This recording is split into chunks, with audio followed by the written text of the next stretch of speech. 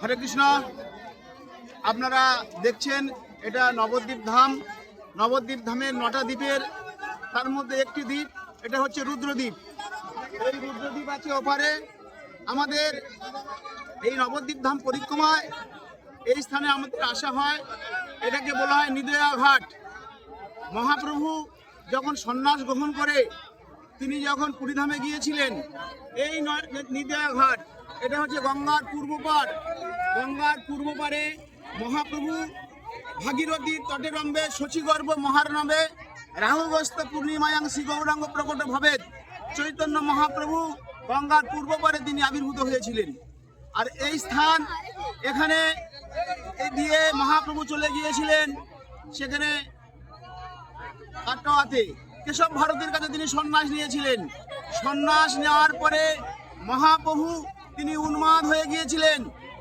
বন দেখে ভ্রম হয় এই বৃন্দাবন, শৈল দেখে মনে হয় গিরি গোবর্ধন, যাহা নদী দেখে তাহা মানয়ে কালিন্দী, মহাপ্রেমা বসে প্রভু পরি কান্দি। মহাপ্রভুর মধ্যে সেই ভাব। তিনি এই জগতে 48 বছর লীলা বিলাস করেছিলেন। 24 বছর গৃহস্থ লীলা আর 24 বছর সন্ন্যাস লীলা। তো মহাপ্রভু এই সেই স্থান, সেটা হচ্ছে নিদয়া ঘাট। মহাপ্রভু এই স্থান দিয়ে চলে গিয়েছিলেন। সন্ন্যাস গ্রহণের পূর্বে মহাপ্রভু তার মায়ের হাতে লাউয়ের পায়েস খেয়েছিলেন। সেই লাউ দিয়েছিলেন কে? শ্রীধর। শ্রীধরকে মহাপ্রভু খুব ভালোবাসতেন। শ্রীধর সেখানে শাস্ত্রে বলেছেন, থোড় গলা মোচা বেঁচে শ্রীধর পাইল যাহা, কোটিশ্বরে কোটি কল্পে না পাইবে তাহা। শ্রীধর সেই মহাপ্রভু তার দ্রব্য তিনি সেটা গ্রহণ করে তিনি সন্ন্যাস গ্রহণের উদ্দেশ্যে এই সেই নিদয়া ঘাট আপনারা দর্শন করছেন। এখানে পাশে আছে বৈষ্ণব সার্বভৌম জগন্নাথ দাস বাবাজি মহারাজ।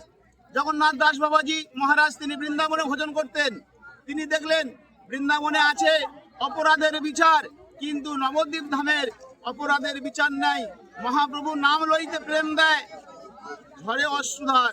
তার মহাপ্রভু তিনি নাম প্রেম বিচার করার জন্য উদার্যময় বিগ্রহ চৈতন্য মহাপ্রভুর তিনি এই অভিন্ন বৃন্দাবনে অবতীর্ণ হয়েছিলেন।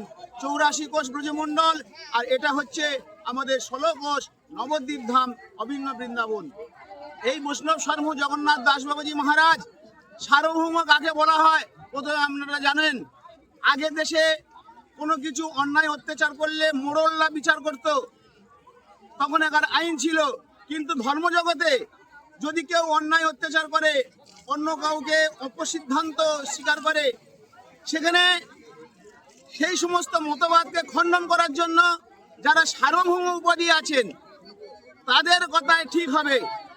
এই জন্যে গৌর আবির্ভাব ভূমিষ্ঠ নির্দিষ্ট সজ্জনপ্রিয় বৈষ্ণব সার্বভৌম শ্রী জগন্নাথ জগন্নাথ দাস বাবাজি মহারাজ তিনি যখন তার শিষ্যে জগন্নাথ দাস বাবাজি মহারাজ বয়স হয়ে গেছে প্রায় 150 বছর, ঝুড়ি করে নিয়ে এই নবদ্বীপ ধাম পরিক্রমা করছিলেন। আর এই নবদ্বীপ ধাম পরিক্রমা করতে করতে যখন মহাপ্রভুর আবির্ভাব স্থানে গিয়েছেন, ঝুড়ির থেকে লম্প দিয়ে হা গৌর বলে তিনি নৃত্য করেছিলেন আর বলেছিলেন, এই আমার গৌরের আবির্ভাব স্থান, এই আমার গৌরের আবির্ভাব স্থান। এই জন্যে মহাপ্রভুর আবির্ভাব স্থান সেটা হচ্ছে গঙ্গার পূর্ব পার। অনেকে দাবি করে এই পাশে মহাপ্রভুর আবির্ভাব স্থান, কিন্তু না। আমরা জানি বিদ্যানগরে গিয়েছিলাম, সেখানে মহাপ্রভু বিদ্যা অধ্যয়নের জন্য তিনি আসতেন কোথায়? এই মায়াপুর থেকে নবদ্বীপে আসছেন। এক সময় আস্তে আস্তে নদী থেকে তার সমস্ত পুঁথিগুলো সব জলে ডুবে যায়। তাহলে দেখুন, মহাপ্রভু যদি এদিকে আবির্ভাব হবে তাহলে গঙ্গা কি করে পার হবে? এই জন্য অনেক শাস্ত্রের বিচার আছে। নরহরি ঠাকুর তিনি এইসব শুদ্ধ বিচারগুলো দিয়েছেন। এই জন্য মহাপ্রভুর যে আবির্ভাব গঙ্গার পূর্ব পার, আর এটা হচ্ছে গঙ্গার পশ্চিম পার। যদি মহাপ্রভু যদি এপারে জন্মগ্রহণ করবে তাহলে নিদয়া ঘাট কেন হবে? তিনি ওই পাশ থেকে এপারে এসেছেন, আর এদিক থেকে তিনি কাটোয়ার সন্ন্যাস গ্রহণ করে মহাপ্রভু পুরীর দিকে অভিমুক্ত হয়েছিলেন। বলো নিতাই গৌর প্রেমানন্দে।